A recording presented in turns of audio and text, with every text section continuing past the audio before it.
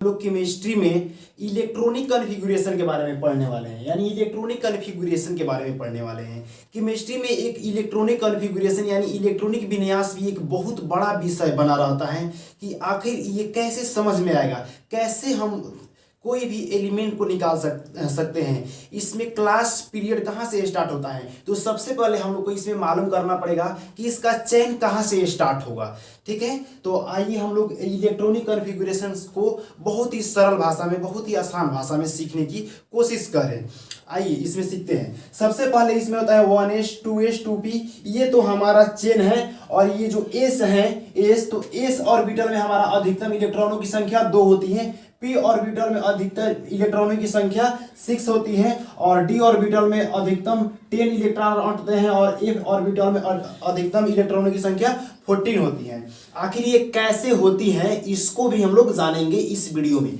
तो यहाँ पे क्या करेंगे, ये चैन है, अगर यहाँ से आएंगे तो ये हमारा 1s रहा, ऐसे आएंगे तो ये हमारा 2s, ऐसे आएंगे तो ये लाइनिंग पड़ा तो ये हो गया 2p, ये 3s, ऐसे आएंगे तो ये रहा हमारा 3p 4s, और ऐसे आएंगे तो ये ऐसे हम करके बहुत सारे इलेक्ट्रॉनिक विन्यास को निकाल सकते हैं। यानी हम यहाँ पे लिख सकते हैं 1s, और यहाँ पे ये 2s, और यहाँ पे ये रहा 2p, और ये रहा यहाँ पे हमारा 3s, और ये रहा हमारा 3p 4s। तो यहाँ पे लिख सकते हैं 3p 4s। इतना में हम लोग 20 इलेक्ट्रॉनिक कॉन्फ़िगरेशन को आसानी से ज्ञात कर सकते हैं।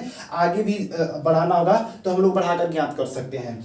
तो ये हमारा ब्लॉक रहा, यानी इस ब्लॉक के तत्वों में अधिकतम इलेक्ट्रॉनों की संख्या 2 अटती है, और पी ब्लॉक के तत्वों में अधिकतम इलेक्ट्रॉनों की संख्या 6 होती है, और डी ब्लॉक के तत्वों में अधिकतम इलेक्ट्रॉनों की संख्या 10 होती है, ए ब्लॉक के तत्वों में अधिकतम इलेक्ट्रॉनों की संख्या 14 होती है इसमें। और ये हमारा चल रहा, सबसे पहले 1s, उसके बाद 2s, उसके बाद से 2p, उसके बाद से 3s, उसके बाद से 3p, उसके बाद 4s का हम लोग प्रयोग कर करके और लाइन बाय लाइन हम लोग इलेक्ट्रॉनिक कॉन्फ़िगरेशन को ज्ञात करेंगे। अब हम लोग तत्वों को लेकर इलेक्ट्रॉनिक विन्यास को ज्ञात करना सीखेंगे। अब यहाँ पे 1 नंबर तत्व पे आता है हाइड्रोजन। तो सबसे पहले 1s से स्टार्ट करेंगे, 1s। अब सबसे पहले मालूम करना है कि आखिरकार s में कितना हमारा इलेक्ट्रॉन अटता है। तो s में कितना इलेक्ट्रॉन अटता है, तो s में 2 अटता है, जबकि रखना कितना है 1, तो हो जाएगा 1s1, यानी हाइड्रोजन का इलेक्ट्रॉनिक कॉन्फ़िगरेशन हो जाएगा 1s1। अब यहाँ पे हीलियम 2 नंबर एलिमेंट में आता है हीलियम, तो वैसे ही 1 नंबर पे रखना है, यहाँ पे 1s रख देंगे, और उसके बाद s में हमारा अधिकतम इलेक्ट्रॉनों की संख्या 2 होती है। s में अधिकतम इलेक्ट्रॉनों की संख्या कितनी आती है, 2, और यहाँ पे रखना कितना है 2, तो यहाँ पे रख देंगे 1s2। ये हमारा कंप्लीट हो गया। उसके बाद से लिथियम है, लिथियम का निकालना है, तो सिर्फ वो वैसे ही काम करेंगे, यहाँ पे 1s रख देंगे, और s में हमारा 2 इलेक्ट्रॉन अटता है, तो यहाँ पे 2 इलेक्ट्रॉन रख देंगे। यहाँ पे 3 है, तो 3 इलेक्ट्रॉन में से 2 इलेक्ट्रॉन निकल गया, बचा कितना 1 इलेक्ट्रॉन, तो 1 बचा, तो यहाँ पे 2s को भी रख देंगे, और यहाँ पे 1 रख देना है, तो 2 और 1 3 आ गया हमारा इलेक्ट्रॉन। अब उसके बाद क्या करेंगे, बेरिलियम निकालेंगे, बेरिलियम। तो वैसे ही क्या करेंगे, यहाँ पे 1s को लिख देंगे, यहाँ पे 1s को लिख देंगे, और s में अधिकतम इलेक्ट्रॉनों की संख्या कितनी अटती है, तो 2 अटती है, 2।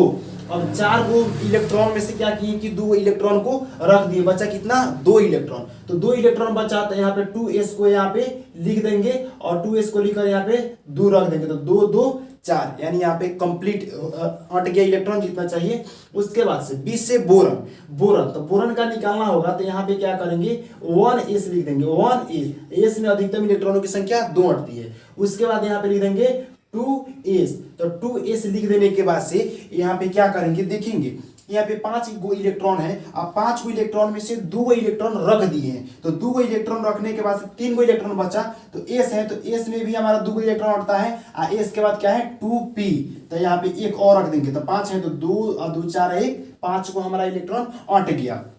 उसके बाद अगर हम कार्बन की इलेक्ट्रॉनिक कॉन्फ़िगरेशन ज्ञात करेंगे, तो वैसे ही लिख देंगे, यहाँ पे 1s है, तो 1s, s में हमारा 2 इलेक्ट्रॉन, तो 6 इलेक्ट्रॉन में से 2 इलेक्ट्रॉन भर दिए, बचे कितना 4 इलेक्ट्रॉन।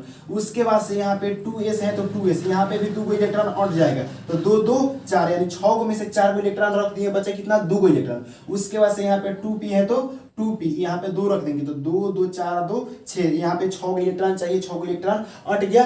तो ये रहा हमारा कार्बन की इलेक्ट्रॉनिक कॉन्फ़िगरेशन। उसके बाद नाइट्रोजन की निकालनी है तो यहाँ पे लिख देंगे 1s, s में अधिकतम इलेक्ट्रॉनों की संख्या 2 होती है। उसके बाद से यहाँ पे लिख देंगे 2s, s में अधिकतम इलेक्ट्रॉनों की संख्या 2 अटती है। उसके बाद से 2p, p यानी 7 को है तो 2 और 2 4, बचा कितना 3, तो 2 और 2 4 3, 7 को इलेक्ट्रॉन हमारा अट गया, यानी नाइट्रोजन की वैलेंसी कंप्लीट हो गई। उसके बाद से ऑक्सीजन का इलेक्ट्रॉनिक कॉन्फ़िगरेशन निकालना है तो यहाँ पे लिख देंगे 1s2, 2s2, 2p4 कर देंगे, 2 2 4 4 8, यहाँ पे 8 चाहिए, 8 आ गया। फिर यहाँ पे 1s2, 2s2, 2p5, यहाँ पे 5 और 2 7 और 2 9 आ गया 9। उसके बाद से नियॉन 10 नंबर पे आता है तो यहाँ पे नियॉन का निकालेंगे तो हो जाएगा 1s2, 2s2, 2p6, यहाँ पे 2 और 2 4 और 6 10, यानी हमारा नियॉन तक यहाँ पे इलेक्ट्रॉनिक कॉन्फ़िगरेशन कंप्लीट।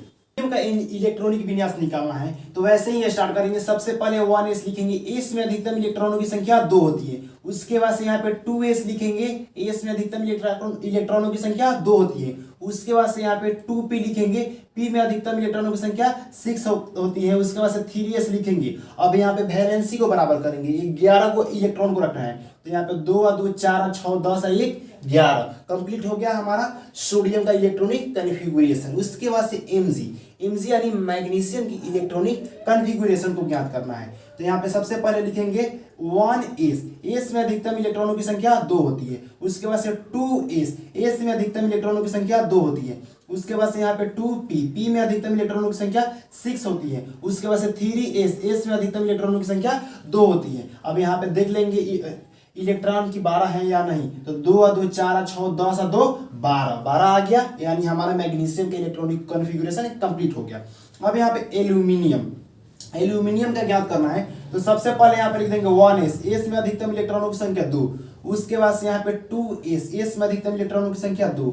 उसके बाद से यहाँ पे 2p, p में अधिकतम इलेक्ट्रॉनों की संख्या 6। उसके बाद से 3s, s में अधिकतम इलेक्ट्रॉनों की संख्या 2। उसके बाद से 3p, यहाँ पे 13 चाहिए तो 13 को यहाँ पे इलेक्ट्रॉन को देखना है कि है या नहीं रहेगा तो उसको कंप्लीट करना है तो यहाँ पे हो जाएगा 2 और 2 4 और 6 10, 10 और 2 12 और 12 और 1 13, ये कंप्लीट रहा। उसके बाद सिलिकॉन का निकालेंगे तो यहाँ पे लिख देंगे 1s2, 2s2, 2p6, उसके बाद 3s2, उसके बाद 3p2, यहाँ पे 2 2 4 6 10, 10 2 12 2 14, यहाँ पे हमारा सिलिकॉन का कंप्लीट रहा। उसके बाद से p15 यानी p यानी फास्फोरस का इलेक्ट्रॉनिक विन्यास निकालना है तो सेम वैसे ही करेंगे। यहाँ पे 1s2, 2s2, 2p6, उसके बाद से 3s2, 3p3 और यहाँ पे गिनेंगे तो टोटल आ जाएगा हमारा 15।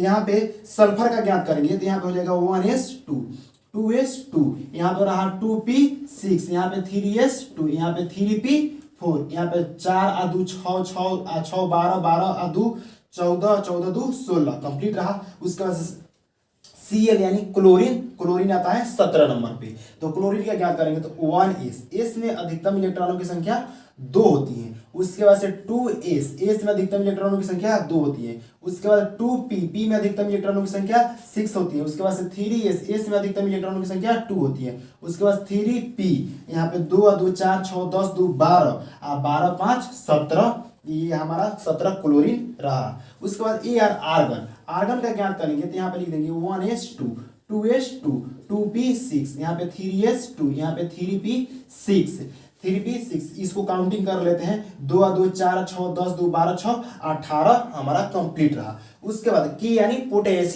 पोटेशियम जो होता है वो 19 नंबर पे आता है तो 19 नंबर पे पोटेशियम आता है तो इसको ज्ञात करेंगे। यहाँ पे लिख देंगे 1s2, यहाँ पे 2s2, उसके बाद से यहाँ पे 2p6, यहाँ पे 3s2, यहाँ पे 3p6, यहाँ पे 4s1 यानी ये 19 रहा। अब 20 कैल्शियम का ज्ञात करेंगे तो यहाँ पे रहेगा 1s2, यहाँ पे 2s2, यहाँ पे 2p6, यहाँ पे 3s2, यहाँ पे 3p6, यहाँ पे 4s2, यहाँ पे 2 2 4 6 10 2 12 6 18 2 20, ये हमारा 20 तक इलेक्ट्रॉनिक कॉन्फ़िगरेशन कंप्लीट रहा। उम्मीद करते हैं कि आप लोग के ये 20 तक इलेक्ट्रॉनिक कॉन्फ़िगरेशन समझ में आया होगा। यदि आपको ये वीडियो अच्छा लगा होगा तो आप लोग अपने दोस्तों में शेयर कीजिए और मेरे इस चैनल को ज़्यादा से ज़्यादा सब्सक्राइब कीजिए।